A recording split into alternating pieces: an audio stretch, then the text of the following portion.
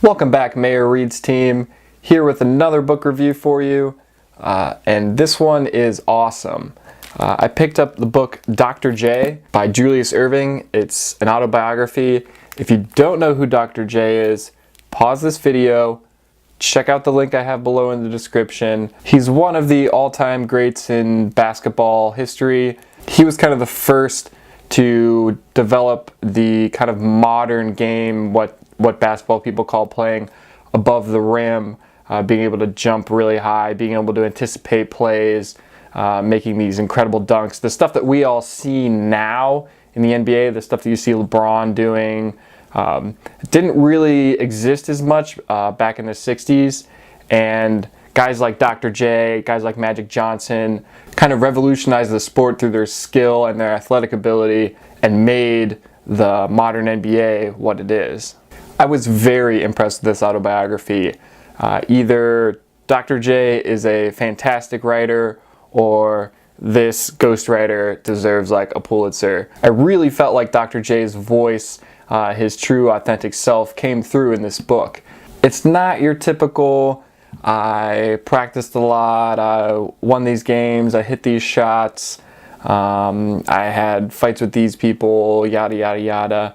All these sports, I shouldn't say all, a lot of these sports biographies and autobiographies kind of follow the same narrative. Dr. J's life kind of follows that trajectory, that arc that everybody else's does, but the way he tells it is very unique. It's really more of a conversation. It's almost like a diary more than it is an autobiography. Again, I was very impressed. The thing that really got me, that I was most respectful of, was his willingness to admit when he made mistakes. Either he was a kid and he should have done something differently, or he was an adult, he was mad, he made a bad choice.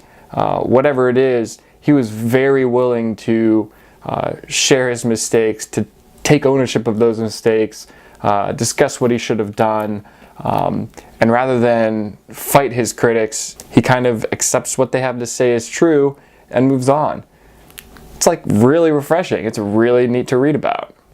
This is a great example of a book where I knew who Dr. J was, but I didn't really know anything about him. After reading this book, I got mad respect for this guy. It's probably one of my favorite autobiographies that I've ever read. My all-time favorite is probably Jerry Weintraub's When I Stop Talking, You'll Know I'm Dead. I'll link that one below. That one's excellent. Sports-wise, this is about as good as I've seen. So other than what I felt was a genuine humility, like I said, a genuine willingness to take ownership of mistakes, the thing that I took away about Dr. J from reading this book is that this guy was willing to work hard. In high school, he was doing drills. After practice, he would spend an hour or 2 hours. He was always known for his jumping, leaping ability. He famously dunked from the free throw line in a dunk contest. MJ did it later, but Dr. J was really the first one to do it on TV, and people still watch that replay. It's awesome. His like afro is like flapping in the wind. It's sweet. Anyway, he was known for his leaping ability from the time he was in middle school all the way to when he was a professional. After practice, after everyone had left the gym, he would do jumping drills. He'd jump and touch the rim 50 times, do push-ups, jump and touch the rim 50 more times, did all this crazy stuff.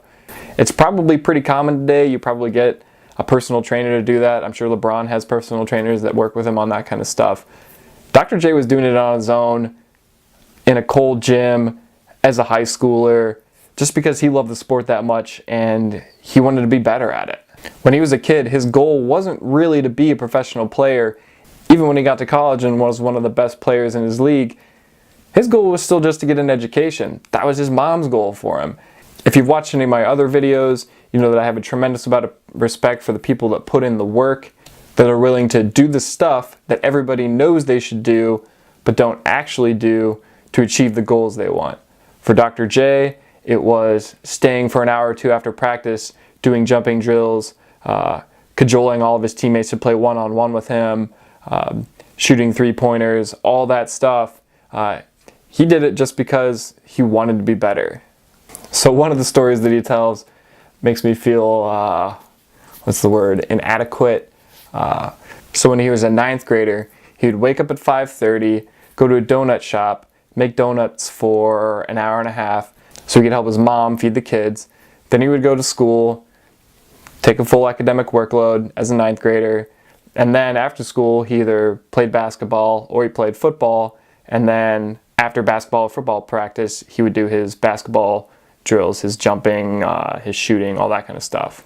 And he did that through like his junior year or something like that. That's a work ethic. As a ninth grader, think about what you did when you were a ninth grader. I didn't do anything like that. I got my first job after, I don't know, junior year. I worked in a speedway. Yeah, I got up at like 5:30, but it was cake. Like, I wasn't working that hard. The last thing I wanted to do was make a quick comparison. As I was reading this book, I kept thinking about the last major basketball biography I read. It's a Roland Lazenby biography of Michael Jordan. I think it's called The Life, whatever. I'll link it below. It's pretty in-depth. It's very detailed, but I didn't really feel like it was that illuminating. I didn't think there was a ton in it about Michael. I mean, there was a lot about his story and a lot about what happened to him and a lot about the things he did, but you don't really get a sense for Michael's character, Michael's outlook on the world, other than him just being a super competitor and kind of a jerk sometimes. I didn't really get a sense for who the guy is.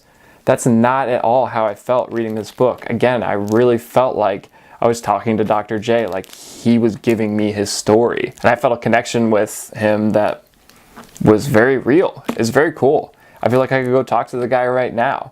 Be like, hey Dr. J, bunch of crap you weren't named an All-American, man. You totally deserved it. He seems like that kind of guy. Whereas Michael, I don't think he would give me the time of day. Ever. So that's it. He has a bunch of cool stories. Read the book if you want to know them all. I honestly can't recommend it highly enough. I'll link the book below. I'll link my review below. If you want to hear more stories from people like Dr. J, hit that subscribe button, and I'll see you next time.